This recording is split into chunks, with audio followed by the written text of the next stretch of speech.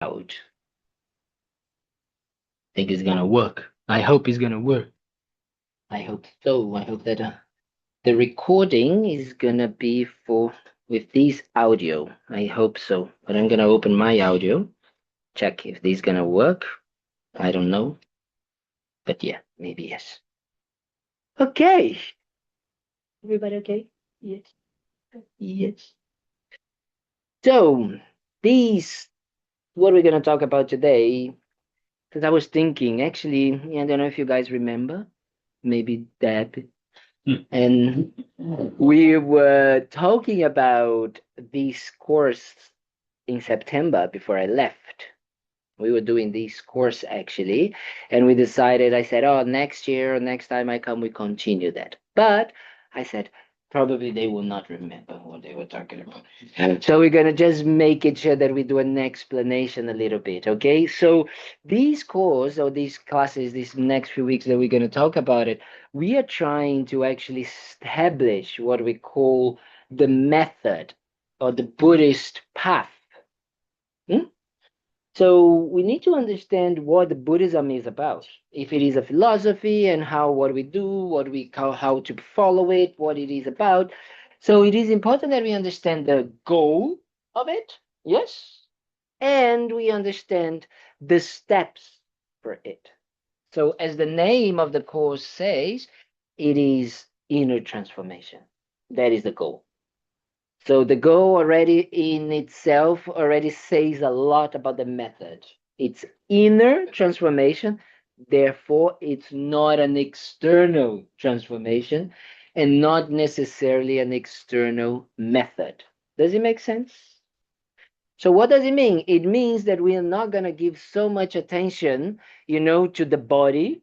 So, sometimes people say, oh, yes, I practice Buddhism. I do yoga, and I'm like, yes, yoga is very good to the body, but that's not the goal of Buddhism. Yes, it's very good that you have a healthy body.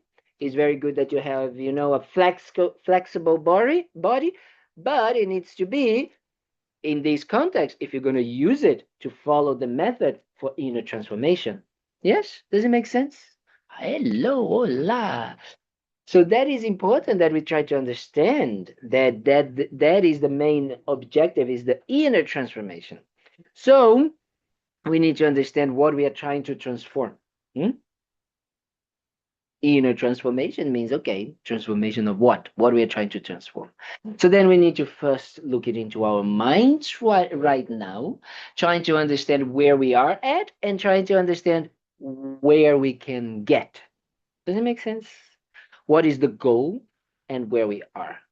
It's like if someone comes to you and says, oh, I want to go to Miami, and then you say, well, I need to know where Miami is so I can actually let them know, right? And not only knowing where Miami is, if you don't know where you are, you're going to know how to get from where you are, to where Miami is, right?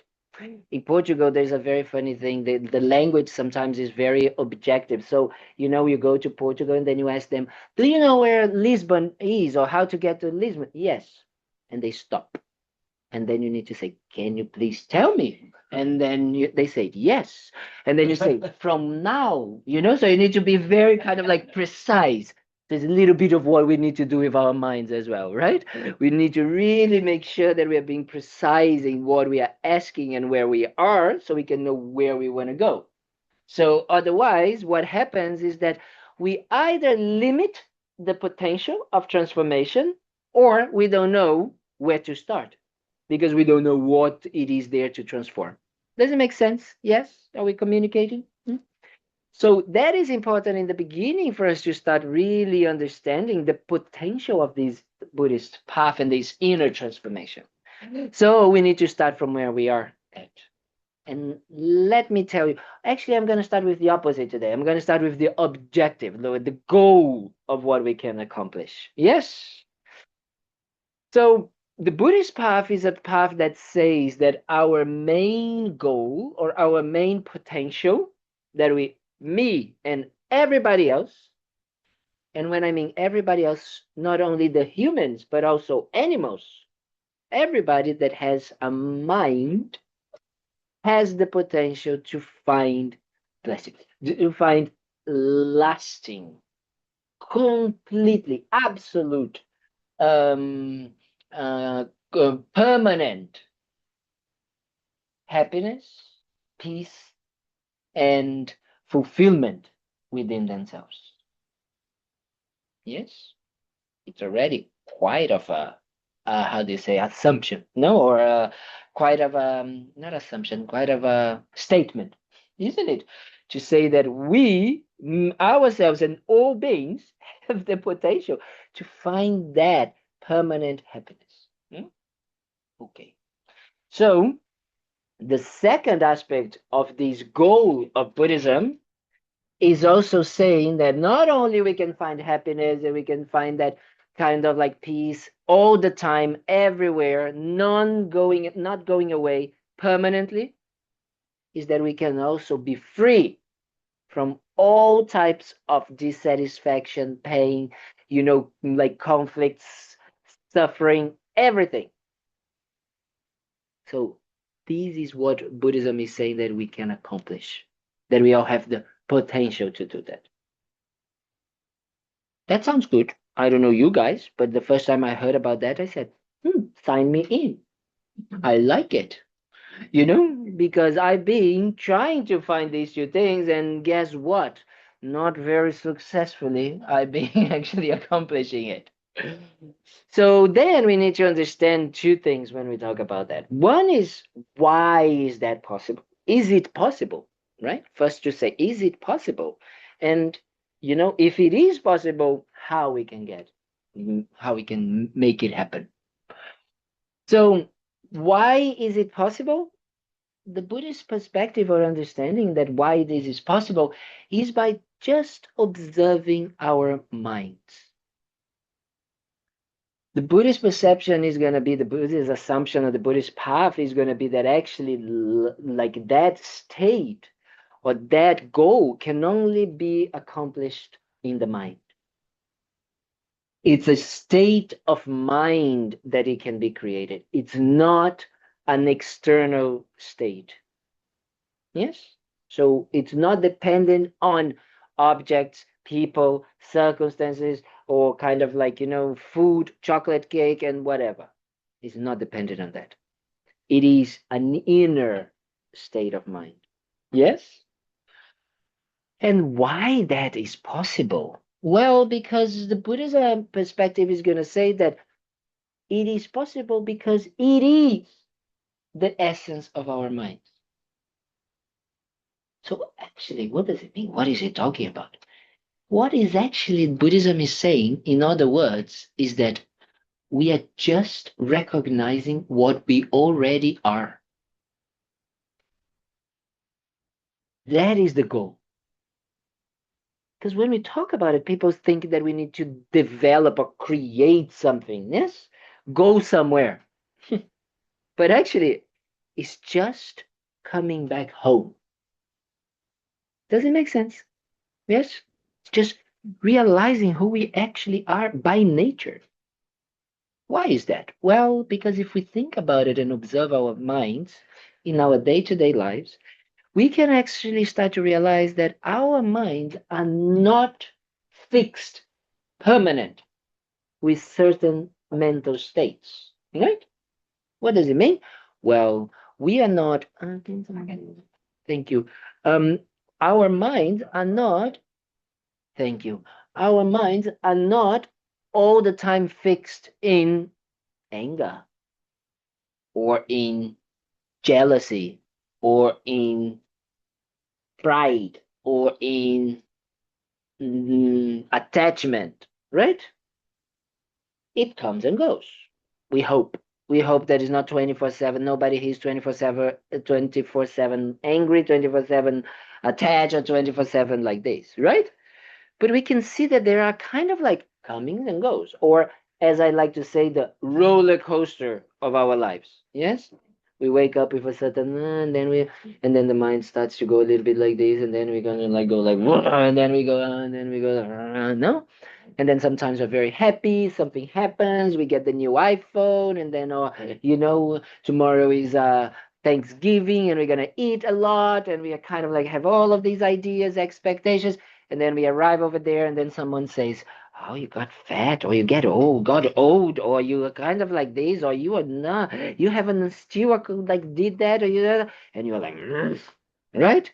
So immediately, what it was like, yes, I'm gonna have so much time. I'm gonna see my family. It's gonna be so amazing. Then immediately go down, right? So that means that shows that the mind is by nature none of these things.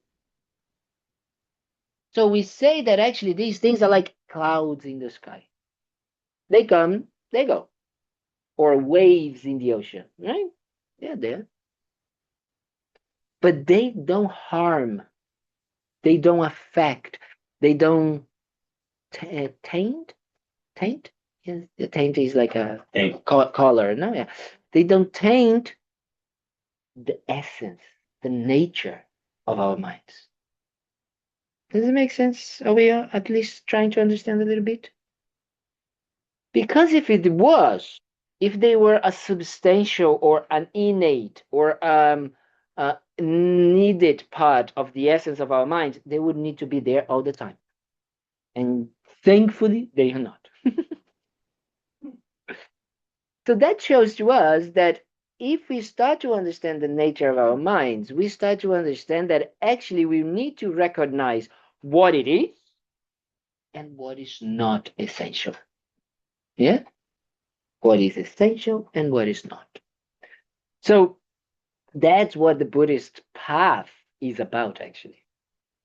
Is about discerning what is not essential and what we can let it go, what we can eliminate, and what is essential and what is already an essential part of it, but what we can actually develop even further in an unlimited and unconditional way. So when we talk about it, we start to explain that actually the nature of our minds, it's simply clear. It means that, what it means it's clear? It means that it's the compartment, compartment, I don't know, I'm going to use that word, where everything can arise. Yes? The space where everything can arise. But be careful, because we are not only the space where everything can arise, but we also are the experiencer of everything that arises. So whatever arises not only arises, but we experience what is arising. Yes? So that is the other quality or characteristic of the mind that we say it's able or has the characteristic of knowing or engaging with whatever arises. Yes? Because if it was just like a cloud in the sky, then it would not affect me, right? Oh yes, anger is there. Oh, okay, but what happens is that we see the anger and we engage into anger. So we feel the anger, right? We become the anger, as we were talking yesterday. Yes, we become the anger. So we need to understand that it is not only the space, because when we make that connection with like being the clear as the sky and the emotions and these emotions coming like the sky in the clouds, we sometimes think that it's just feeling, observing them, then allowing them to not be. But the problem is that we engage with them, and then we feel the results of those clouds, right? As right now, there's dark clouds out there. If they rain, it means that it affects us, isn't it? So it's not that it's just like, oh yeah, the dark clouds, and then if it's rainy, it doesn't affect me. Yes, go tell that the person who paid $500,000 for a wedding outside, and then it's raining the day of their wedding, right? So of that people that kind of like created all of these barbecue and all of that, and then it's raining. Yeah, it doesn't affect me. No, it doesn't affect me. So that is a wrong understanding.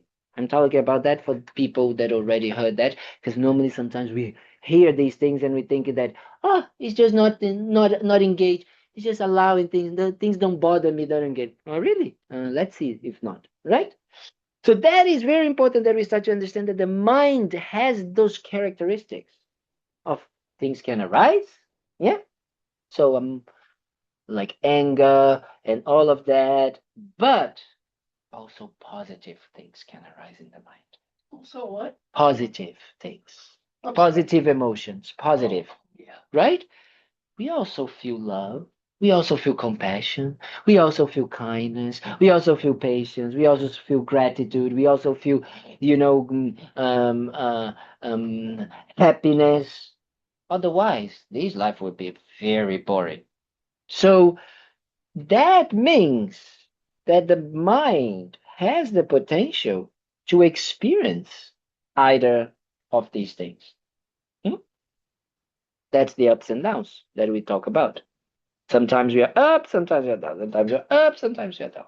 So, what the path of Buddhism wants to do, wants to eliminate those negative mental states, those negative clouds that makes us go down, and wants to increase, to develop, to perfect, hmm, in an unconditional and unlimited way those positive mental states. So they stay.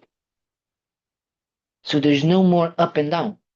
There's only, there's not even up, because if there's no down, there's no up, right? Think about it. There's no up if there's no down, but there is only, yeah. There's only there. So I normally I like to say, in our lives when we go to the hospitals, we have that thing that is like saying, "Ah," no, like So that is normally how our lives are, going up and down, up and down, up and down. And then when we are dead, it goes like, "Beep," right? But in Buddhism, it's the opposite. When we are actually like this, it's almost like we are dead because our lives are suffering, because we are suffering this roller coaster. But actually, when we make it only positive, right? We just stay there, happy, very nice. No need for anything else. Because that's what we want. Because if we start to observe our daily lives, that's what we actually want. Nobody woke up today and said, I hope my day is horrible. I hope I can suffer. I hope my boss is in a bad mood. I hope my husband or my partner is in a bad mood. I hope my kids are going crazy and wanting me. Nobody said that, did we? Nobody asks for this. Even the most depressed person, right? We are constantly looking for happiness. That is what we are doing. That's what we do. That is our innate wish. Hmm? The problem is how we achieve that happiness and what type of happiness we are trying to achieve. Because right now, the type of happiness we are trying to achieve is what I like to call temporary sensory pleasures. So it's just that little kick that we have from the chocolate cake, from the perfume, from watching Netflix or Instagram, brain rotting. No, it gives a kick, a little kick. A kick, yeah, makes sense what I'm saying? Because it's very temporary and it comes from this extremely um, unreliable source, which are objects, external objects. And then our senses, our hearing, our smelling, our thinking, and get in touch with these. And then we have the idea that this is giving us happiness. But guess what? The chocolate cake finishes, the relationship finishes, the massage finishes, the perfume finishes, everything finishes. And then goes down again. So they are unreliable, completely unreliable. Yes? Do you agree with that? So now we start to understand where we are at. We start to look and say, oh, now that this monk is talking, and I can see how my mind is like this, how my life is like this. The moment I wake up until the moment I go to sleep, I am slave of my senses. Hmm? I go chasing like a maniac, right? The half milk, the coffee with whatever taste of a caramel or chocolate or whatever we put on it, and then the next thing, and then the next thing, and then oh no, but I need to do this, but I need that, but I need that, but I mean, and then I need, right? To constantly be fulfilling those sensory pleasures. Don't come with this idea that no, I'm just trying to survive. I'm sorry, but we have passed survival mode a long time ago. Yes? I'm not saying that there's not people here in this country, in this world, really on the survival mode, like just wanting, needing to drink and eat food. Yeah? But us, let's face it, we are already spoiling our desires, right? Just go to the supermarket, go to Publix, and you can just go and check the amount of yogurt that you have, the possibilities of choosing, right? It's just insane. Or milk. I never knew it could be so many different types of milk, you know? And now with vegetable milk is even worse. It's like, oh my God, it's like, it's like the other day I saw it up, it's like a oat milk, but barista oat milk. And I was like, what is that? Who is barista? It's like, I was like, who is this person that like needs a special milk? So it's just these things. We just kind of like completely keep creating, right? Trying to perfect the external object, thinking that this is going to be the moment that we say, aha, I found it. Yes, the aha moment of like, ta-da, oh, like this, no? I found it. I got it. Now I don't need anything else. I found the person. I found the food. I found the house. I found the car. I found the job. I am fulfilled. Really? If that was true, then our friends, the billionaires, zillionaires, or trillionaires that we have now in the world, would be the most fulfilled people. Because the more they would have the access to whatever it is that they want, the happier they would become. Guess what? Not like that. That maths, that equation doesn't work. It's not true that the more the object that we want, we have it. The more we have the object that we want, the more we have the object that we want, the happier we become. Actually, if we really analyze it, it's quite the opposite. The more we have it, the more it starts to create in us a dependency and a fear that if I don't have it, then I'm gonna suffer. So we become slaves. Like, people with addictions, real addictions, drugs and alcohol and all of that, in some levels, not so different than us. Hmm? We are also a little bit of junkies of the half coffee, the half milk, the whatever. We are a little bit, isn't it? Go to the Publix and you don't have what you want. Huh? The mind starts. We go to somewhere, we go to our favorite restaurant, they don't have the food, the dish that we want. Then, but I only came because of that. So this is a perfect example for us that shows that actually we are still truly believing that these objects, these people, these circumstances, these ideas, they will give that lasting happiness. We don't understand that it's a mental happiness that we are looking for. So how come an external thing give us a mental satisfaction? Does it make sense? Let's explore that because it's like, makes sense, but only a mental state can give us mental happiness. Yes? The same way that only an external thing can create an external thing. For example, I cannot create with my mind a glass. It needs sand, fire, right? For it to appear. So an external object needs external elements to arise. A mental state needs mental elements to arise. Does it make sense what I'm talking about? So here is what I was telling when we were doing the prostrations is that we want to be happy, happy ever after, or lasting happiness, like all the Disney movies. Yes, that's what we want. So in that case, Disney actually created is true. Is saying that. However, it's just maybe in the method side of it, because even I always like I would love.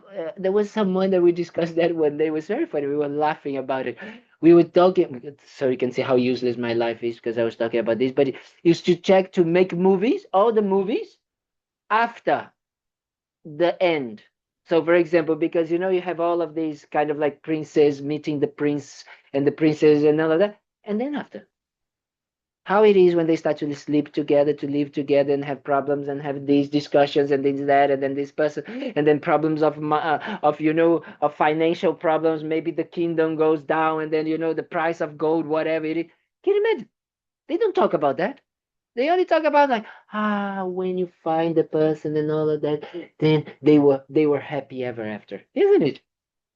As believing, making us believe that this is the way that we're gonna achieve that lasting happiness. So that is unfortunately not the case. Because we all tried. We don't need to be millionaires, billionaires, zillionaires, trillionaires, whatever naires we have in the world right now. Just our lives.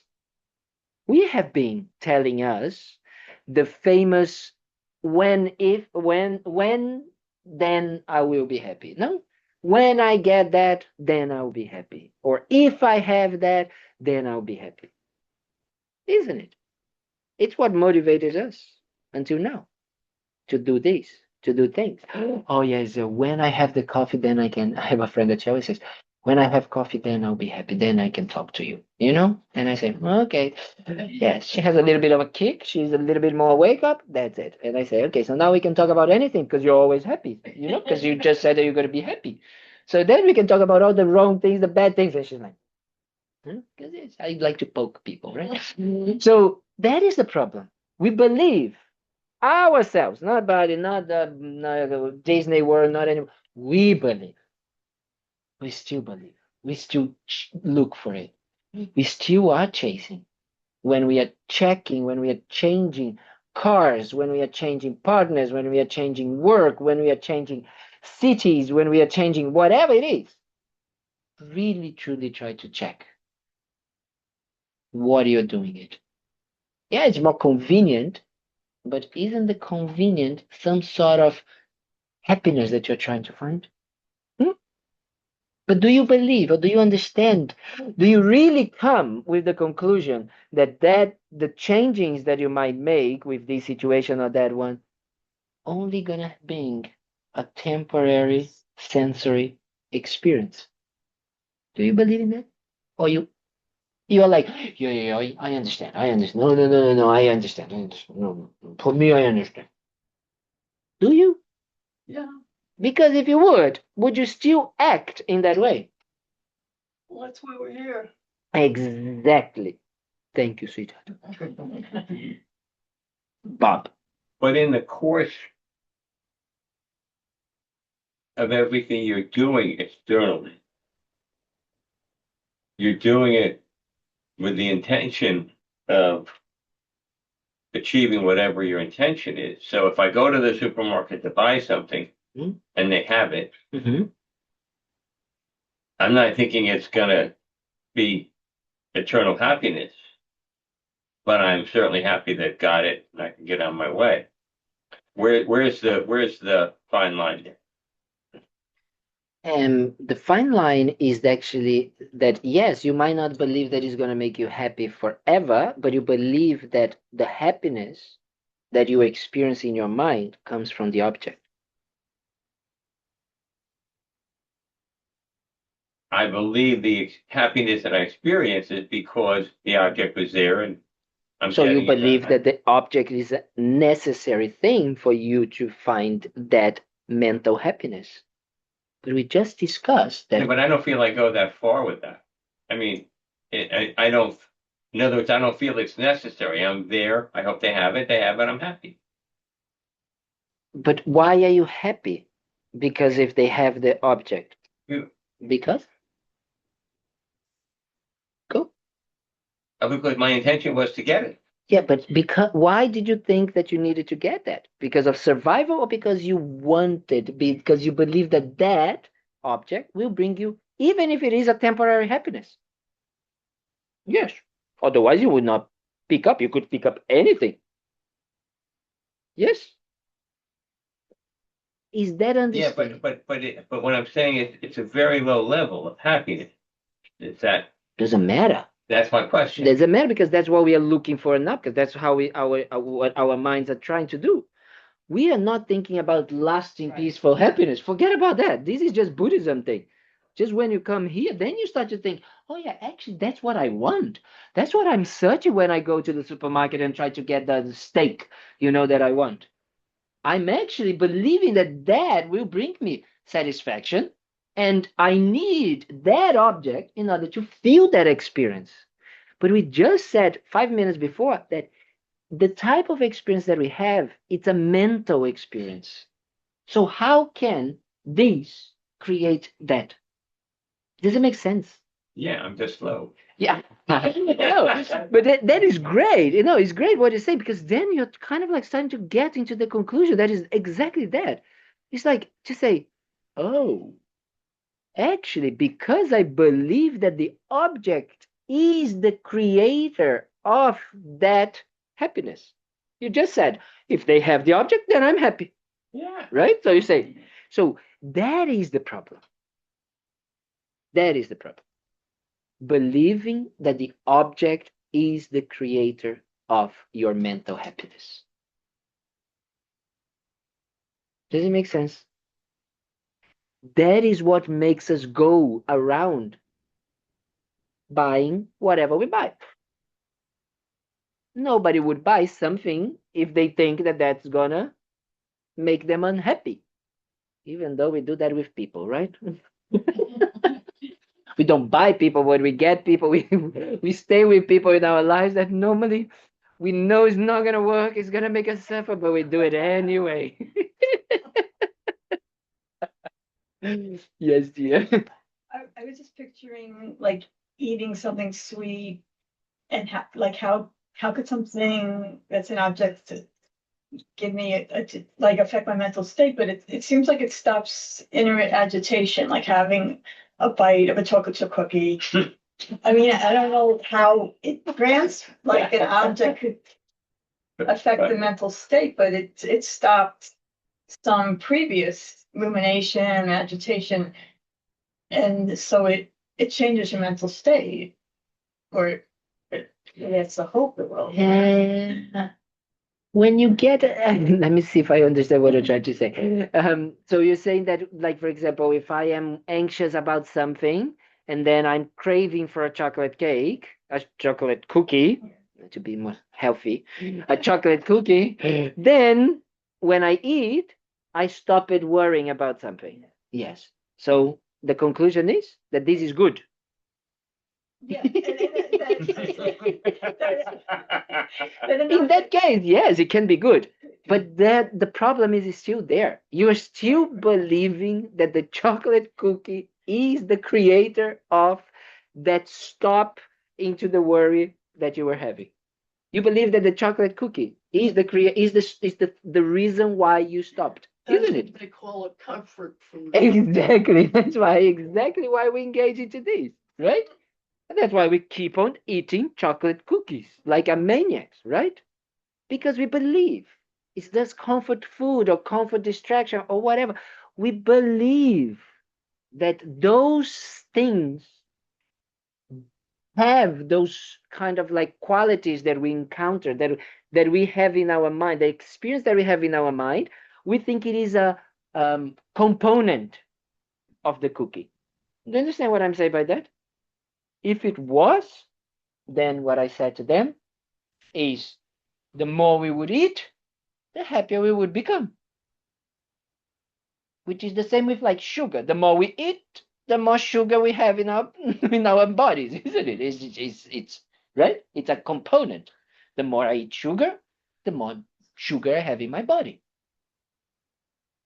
If it was true that the happiness of eating eating the cookie gives to me comes from the cookie, the more I eat the cookie, the happier I would become. Is that what happens? And the more diabetic you But that we know. But that part, that first part, we know. The second part, we completely don't know. Even though it's the same way that we approach both things, if you think about it. Does it make sense? Yeah. Yeah, well, the second cookie still seems good, but yeah. But come back. Okay, I'm gonna debate with you. I understand that we have perception, but that is the problem. Is that we believe that the goodness is in the cookie. If it was, a few aspects to debate that mindset that we are doing. One, what we are saying, if it was a component of the cookie, the more I eat, the happier I become. That doesn't happen, right? If it was a component of the cookie, every time I eat a cookie, I should become happy. And that's not what happens sometimes. Sometimes I eat the cookie and I'm like, oh, I don't like it. I don't want that. That's not what I wanted. I wanted ice cream instead, right? And every single being in the universe would have to experience that same component in the cookie. Means happiness. Really? And guess what? It's not.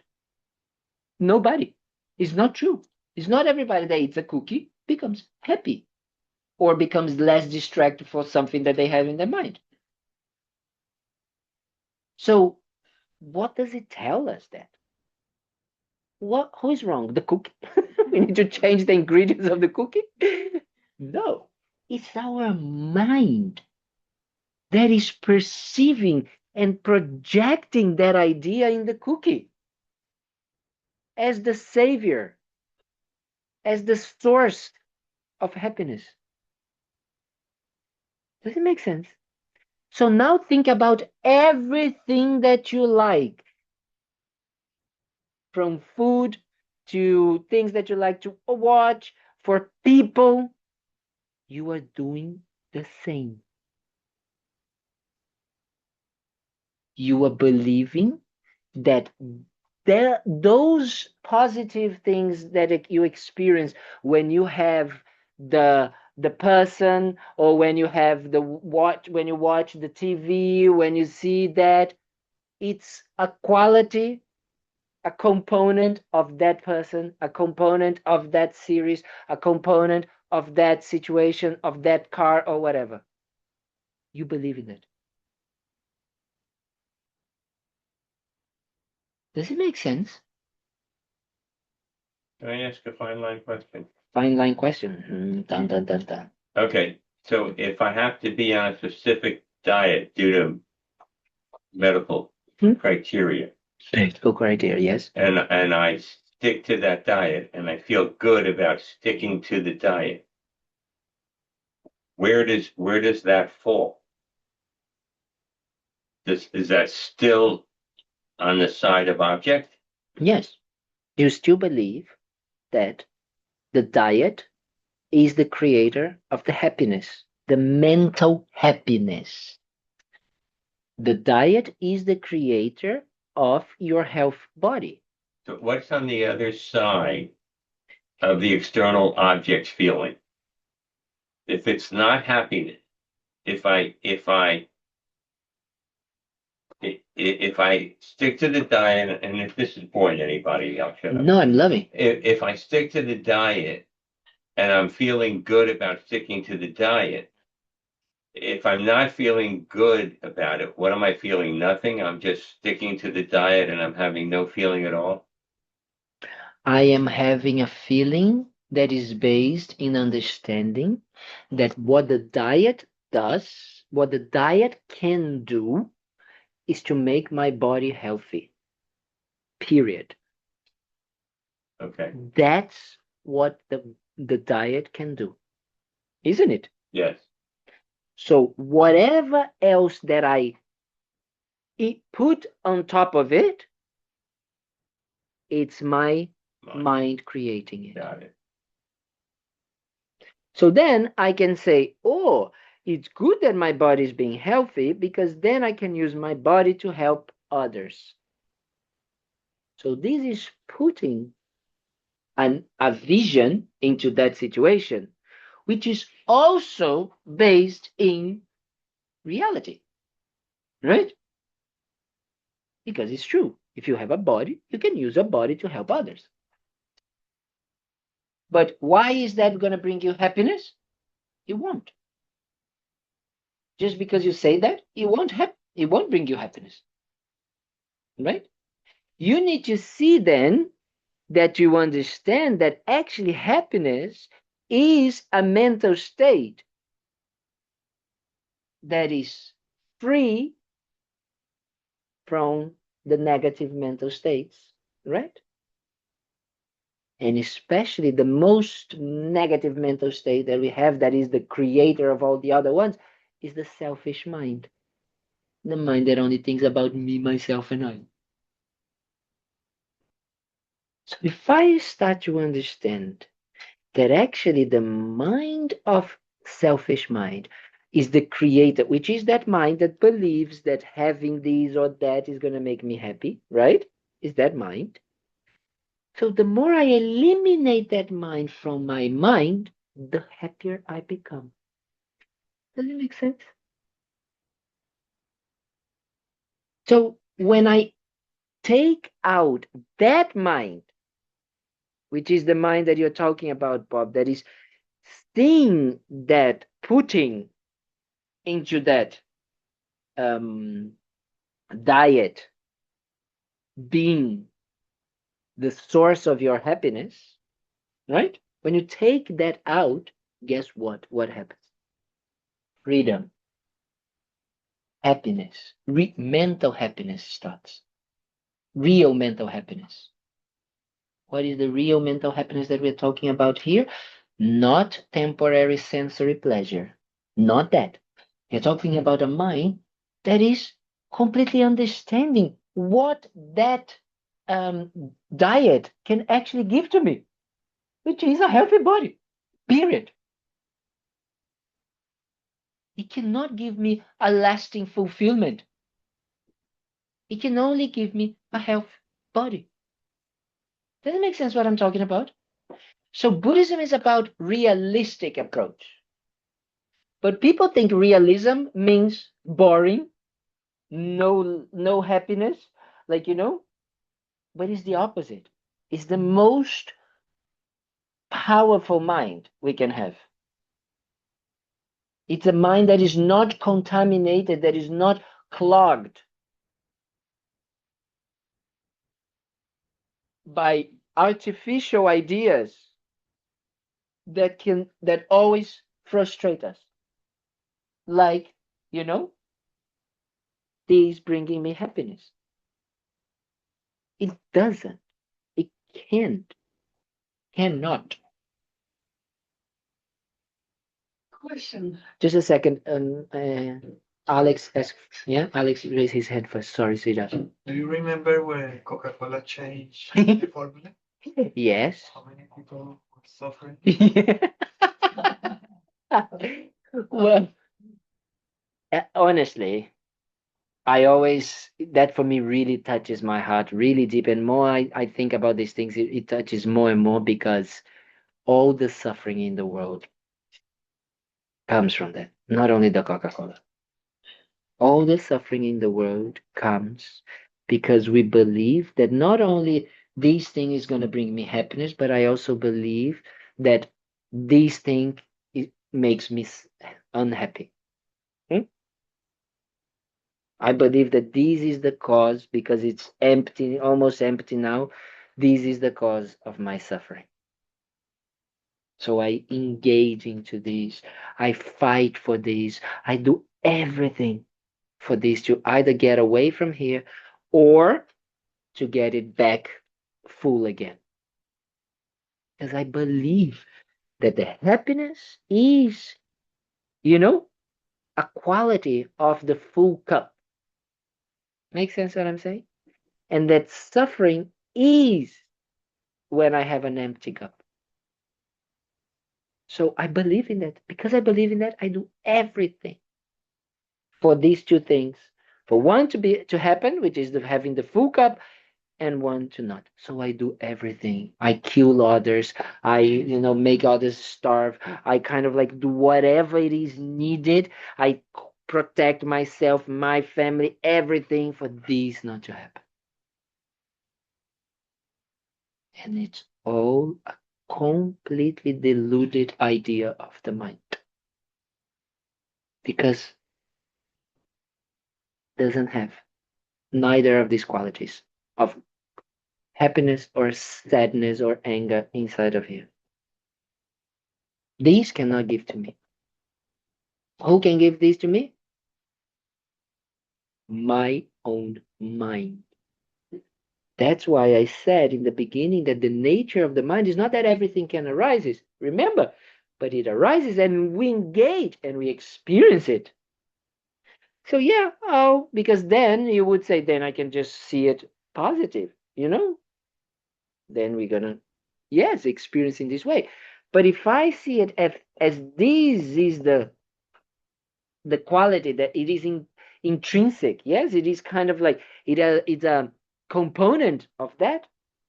If I see that, then I'm always setting up myself for failure, because it's never that. It will never be, ever.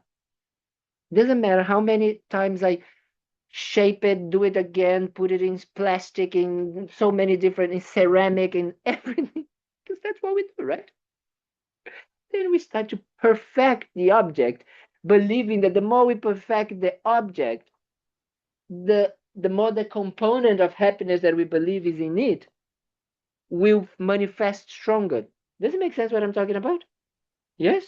So instead of just having, one car, now we have the car that does like this and that and all of these, right? Or the it's not only one little airplane. We have an airplane that has this and then more. Blah, blah, blah, blah, blah. It's just that. It's just like we are constantly using our time, energy, resources to perfect the objects with that belief that the more I perfect them, the happier the experience will be. And guess what? It's the opposite. It comes and then it becomes even deeper. The fall. No? It's like the kick of a heavy drug. It's like boom and then boom. Or alcohol or something like that. Does it make sense? Yes? You wanted to ask something, sweetheart? Yeah, I had a comment and a question. The way, well, at least, society here, the way we're brought up. I mean, kids, when I was a kid and kids today, it's like, I want that, the advertising in this country and everywhere else. It's like, it makes you right from the start think that that's going to bring you happiness. It's that lack of education. And I was wondering, like, in India, when you have a lot of people studying Buddhism, kids that are growing up with it, do they have that kind of perception that's a correct perception being raised with, this kind of, what reality is? What a nice question. Wow, very good question. I wouldn't say that they master it. But that is the biggest difference that I see between children that have the Dharma from their upbringing, right? Because they are less enchanted. They are less um, prone to fall for it, right? I'm not saying that they don't, but they are less. They are more skeptical. Yes, they have more tools to fight the bombarding advertising that is trying to tell us the opposite, right? Right. I mean, it would be so wonderful if there was a movement in the United States to get this kind of education There in the is. school system. There is. His Holiness the Dalai Lama, maybe 10 years ago already, he created with Emory University called the Social Emotional Ethical Learning System. So it's a learning system that it doesn't involve changing the curriculum, meaning kids still study maths and chemistry and science and whatever, but the way it is taught is totally coming from social, emotional, ethical education, right? These values, as His Holiness calls, human values. Where is that being implemented? So I know that there's some places in America, some schools that have implemented that, right? And of course it's new still, so they don't have so much the research to prove the benefits, but that's happening. But for example, there is one school that is based on these principles and these values for more than 25 years happening in India, from a student of Lama Yeshe and Lama Zopa Rinpoche, an Italian man called Valentino Giacomo. Incredible guy, incredible guy. So he opened a school like that in India, and the results are just mind blowing, right? The kids that come out of this school, they are absolutely different than any kids that come from a normal school. Because their values and their view of the world, it's totally different. Absolutely different. So what happened is that many of these kids became teachers at the school or went to work in things that are kind of like promoting these changes, right? As His Holiness says, he says, we need to educate the heart. That is the problem. We are not educating the heart. We are not educating this correct view of seeing things, right? But if we would, His Holiness says some very nice words about it. He says that if we would make the new generation, one generation doing that, we would probably change the world. If an entire generation, would have these as the baseline of their education, the world would change. So, but it's just a matter of, it's hard because this goes against what right now, and people are not doing that because they are mean, right?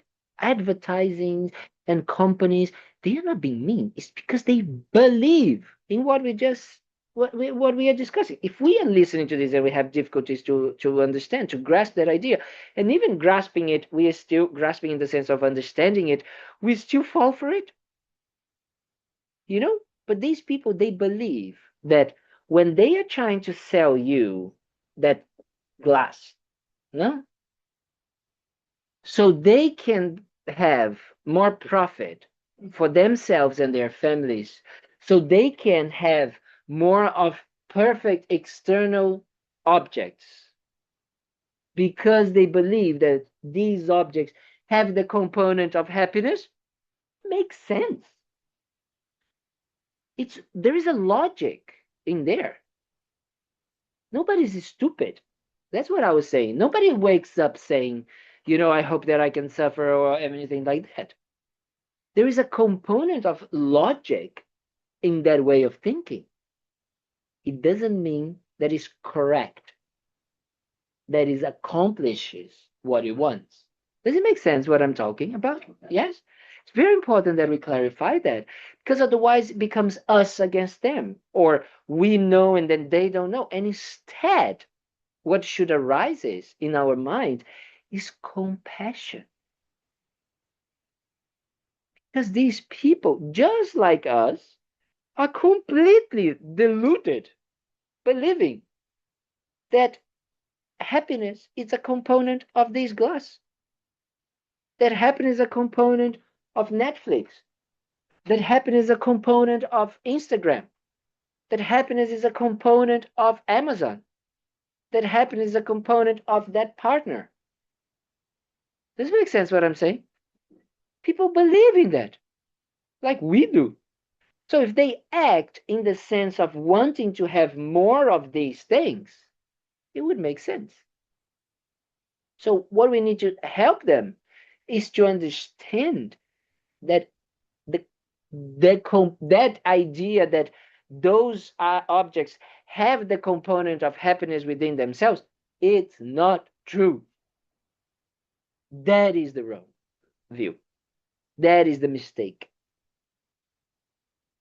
Those objects, like the cookie, don't have the component of happiness. Because if they did, the more we eat, the happier we become. The more we have money, the happier we become. The more we have the person, the more we have the person, the happier we become. The more we have the status, or the kind of like the, whatever it is, the fame, the happier we become. That's not reality. That's not our own experience. It's not reality in the sense that there is a new reality that we need to discover, take the blue pill or the red pill, whatever pill it is of matrix that we take. It's not about that. It's about, our own experience proves to us that it doesn't give. Not only it doesn't give, the more we have, but if we would have the component of happiness, everything that we like, then every time we have it, we encounter it, we consume it, we should have the experience of happiness. Not every time. And then every single person should have the same experience. And it's not true. It's not true because, for example, I don't like meat. Eating meat doesn't bring me happiness. And also I have to confess, even chocolate doesn't bring me that happiness. Burritos. But burritos on the other side. What about vanilla? Exactly, ice cream. Ice cream in the other hand. So that is just to say that we need to really try to keep that view.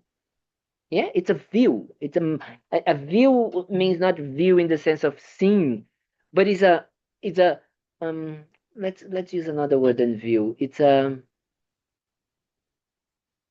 understanding. It's a wisdom, a knowledge that the more we familiarize ourselves with and the more we maintain, the freer we become. Yes, does it make sense? So that's what we should aim to do with ourselves, and if we can, try to help others. Margaret, you wanted to say something? Yeah.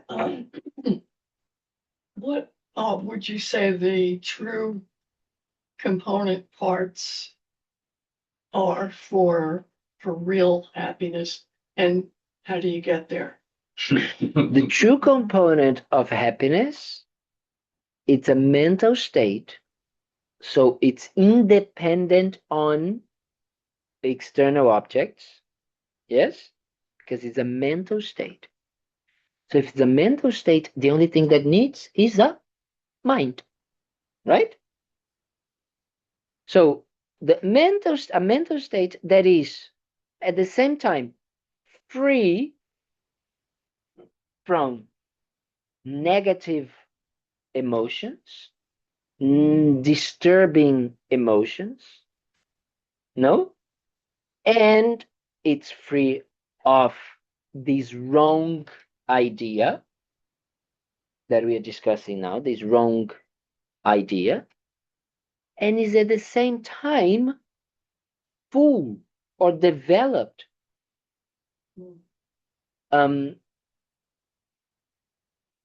I'm going to say realistic mental states, yes, that are the components that if we have in our minds, then we are happy all the time. Because I'm not fooled by, thinking that the component of happiness is outside. I know it's not. So that already, half of the problem gone, right? So it's a component of the mind. It's a mental state. Okay, so if, let's say, someone is starving, that's very uncomfortable, Yes. painful, Yes. could that person still have that true happiness in their mind? And still starving? Absolutely. That's what I thought you'd say. Because that's why I like you. Because there is a difference between a component of the body being hungry, Yeah. right? Yes. And a component of suffering, mental suffering because of the hunger. Two different things. Yeah. Does it make sense? Yes, it does. No. Well, to me, the mind is not the brain. The mind is not, and the mind is not the stomach, And right? Even though mine almost is equal to. But what is happening that is making hunger arise, if we talk about what hunger is the lack of food in the body. That's what it is. Right. So there is no need for the mind to be involved. Right. Let's say like that. Do you understand? There's just a component of two elements, the body and an external food that are not matching, missing, let's say like that. The contact between these two things are missing. That creates that kind of like pain in the stomach, right?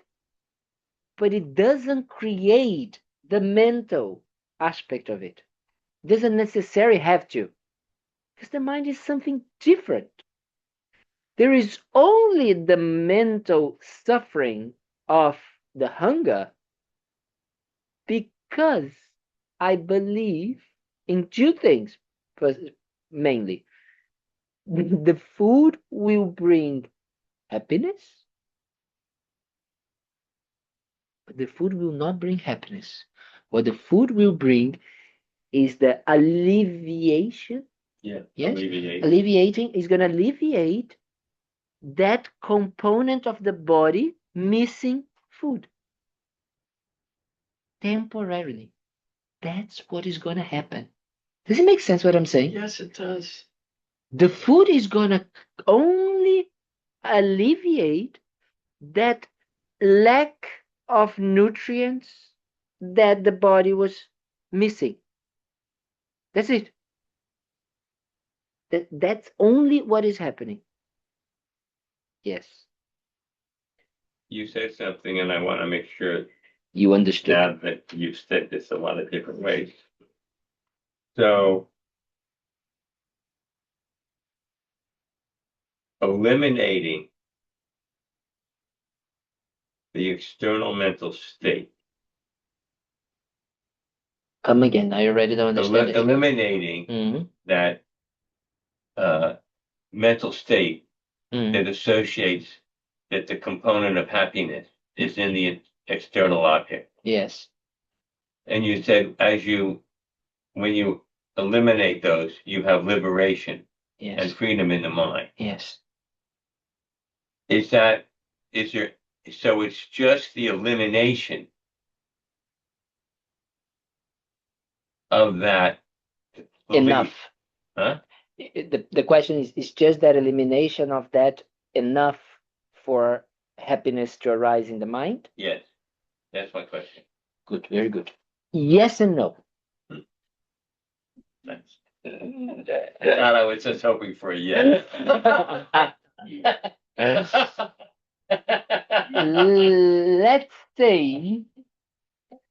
Let's say that will definitely bring an experience of peace of mind, right? Yes. And yes, literally liberation. Yes. It's like we are free Yes. from what is making us suffer. Yes. Right? But there is a second layer of possibility that will really bring happiness. When our minds create mental states that are in accordance with the reality that we have, it becomes happy. What does it mean? What is our reality without the confusion mind? We are interdependent. Right. That is our reality. We are interdependent and we depend on the mom and daddy to give us the body, to give food, to give everything depends on others. Everything that we experience as a short temporary pleasure, yes, is dependent on others. That's easy to see. Yes? When we understand that interconnection, that interdependency, and we develop within ourselves a wish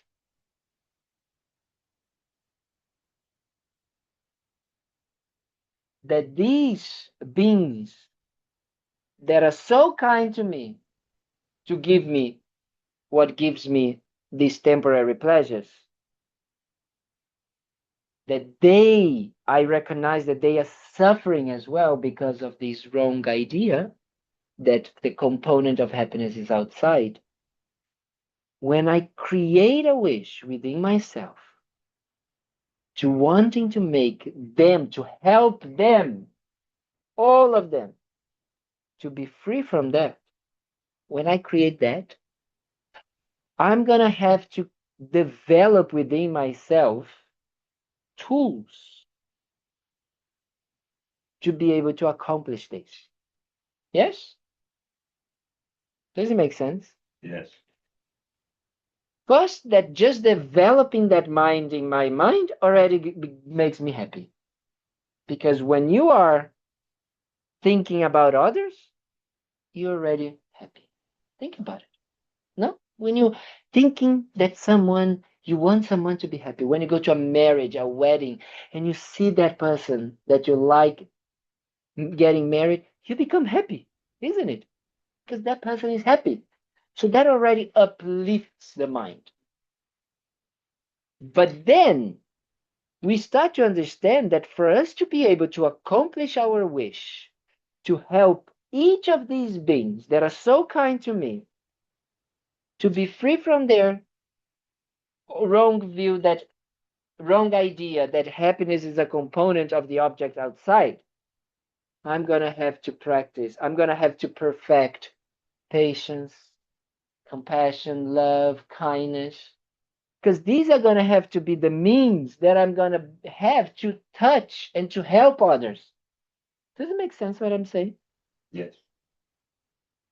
This is going to be the means, the skillful means that I am going to do, because if I do it with anger, forget about it. I am disturbed and I'm disturbing the other person. But if I am doing it in a way that I know that this is going to bring them happiness or kindness, or they experience something nice, then I am going to have to perfect those mental states. And when I perfect those mental states, my level of happiness becomes unlimited.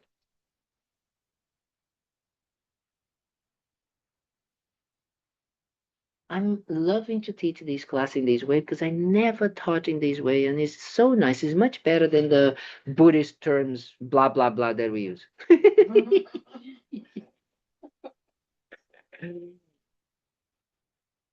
Yes? See, no. Sim, sim. Oh, yeah, this is great. Right? So Absolutely. it's another level of mental happiness that we can achieve, which is full. That's why I said in the Which is what? beginning, it's full of these positive emotions. It's not only free from the wrong idea, right? That happiness is a component of the external objects, but it's full of that mental state of being empty of the idea that the component of happiness is in the object, and that is full of perfected of, these qualities that are perfected in the sense of being used, yes, as tools. Those qualities become tools for you to help others. When you have these two things in one mind, that is what we call enlightenment. That's what we call being a Buddha. So a Buddha is not someone, a Buddha is that mental state, which all of us have the potential to have,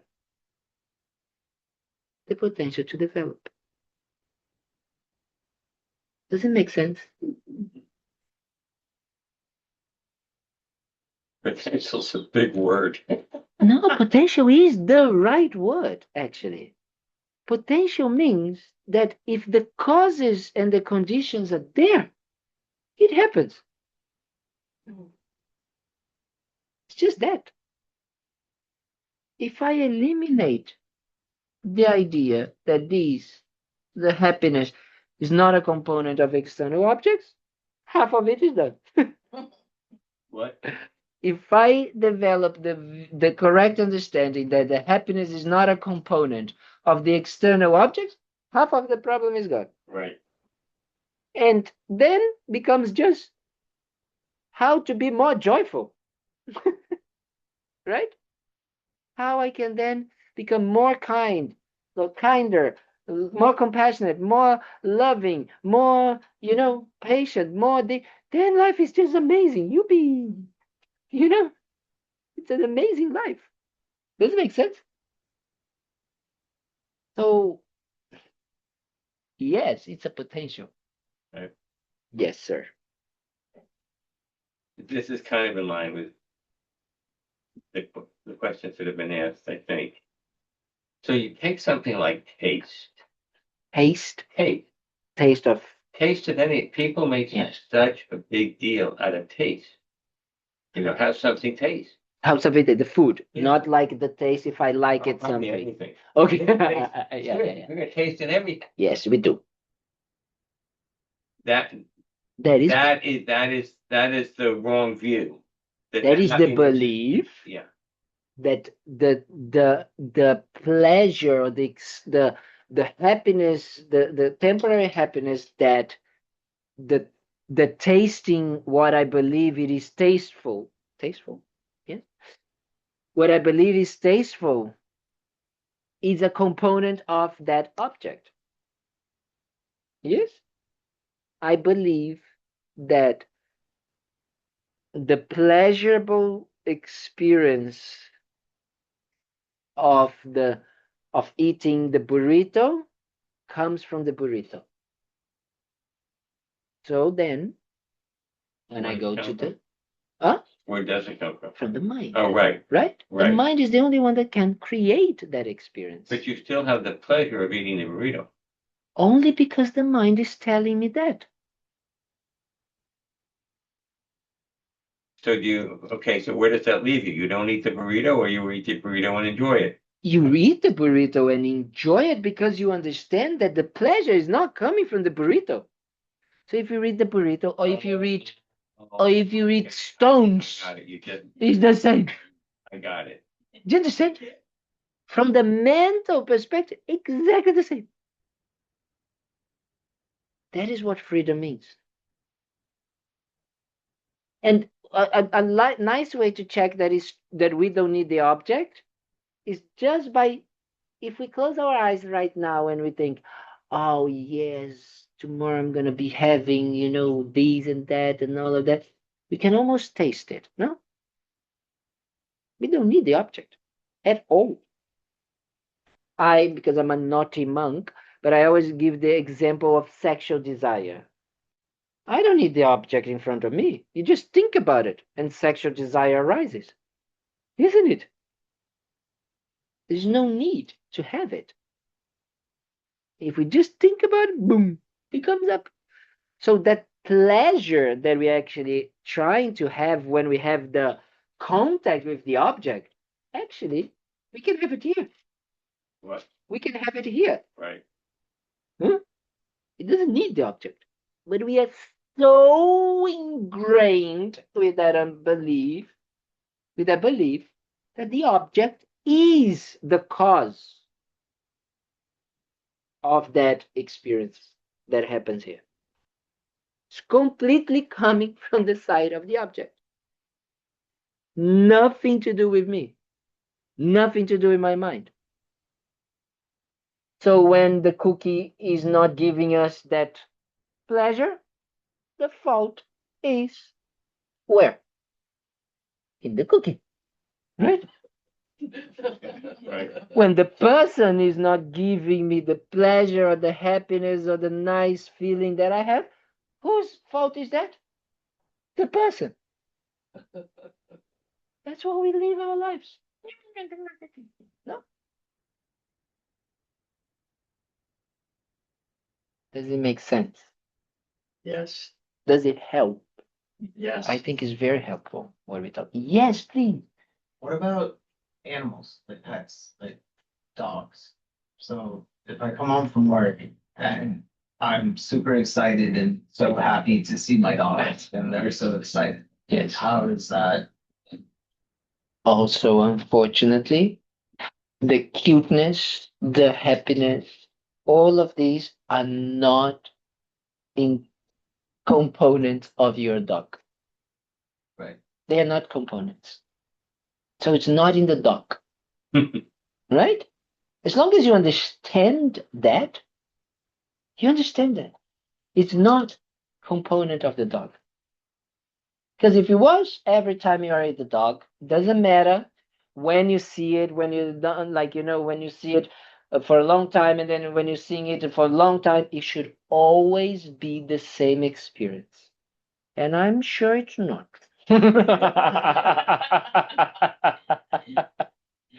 I don't know your dog. I'm not saying that he's a naughty dog or a bad dog, but I know it's not. You understand? That makes sense. So it is that understanding, that mistaken understanding or mistaken idea that the component is in the dog, that when the dog is not there, will make you suffer. Because you believe that the dog is the cause of your contentment, happiness, whatever. But if you understand that it's actually a mental state that you create in your mind, then you can create a mental state, in yourself, to stay with it without needing the dog. So when you have already the mental state happy, you're already happy, then when you go and play with the dog, it's just enjoying that temporary pleasure that has. Yes? That temporary interaction. So then you enjoy fully, yeah, that what? Yes, fully. That's what we do. Because what doesn't allow you to enjoy fully is because in your mind you are giving the responsibility in here, the component of the happiness to the dog. So when the dog does something different, it's gone. Or when the dog is gone, it's also gone. So it's not reliable. So there's always fear together with that. Do you understand that? That makes sense. Yes. I know. You said It's logic. To me, Yeah, that is logical. It's not because it makes sense because you are blindly faith believing in what I say, because you are looking into your own experience and say, that makes sense. That's what I experience. That is the base of Buddhism. Your experience is the judge. It's not the monk, it's not the Buddha, no one besides your experience. Yes? is that the same for sadness? Yes, and for everything. Right? Everything that we believe we experience, we believe is a component of the object. Sadness, irritation, frustration, jealousy, pride, whatever, everything we believe is a component of the object. I'm not going to talk about today because we're finishing now, but then next week we're going to talk about the components that we believe we have in ourselves. Right. That's a big one. I'm Yes? glad this wasn't. Huh? I'm glad this wasn't. So thank you very much for being here. Thank you so much for coming, for being here together, for spending this time together, for sharing. Thank I you. really hope that this makes any sense, that this was in any way helpful. Chrissy, I hope that Jason enjoyed and something made sense to him, something got into his mind. Yes, good. So that we can really, most important is just not got something got into the mind, but apply to your life. And just by using this understanding that we talked about today, you're gonna see a little bit more freedom in your mind, and that is already much better than what we are living now. Yes. So use it. Thank you so much. Thank you. So tomorrow we have here the potluck lunch or dinner, Okay. potluck dinner for Thanksgiving for those that would like to. No, at 5 p.m. We're gonna meet here and eat a lot. That's what we're gonna do. So if you want to come at the end for the dessert as well, if you want to come in the beginning, if you want to come for a minute, an hour, 2 hours, whatever it is, you can come. Okay? So thank you so much, everybody. Yeah, happy Thanksgiving. Thank you.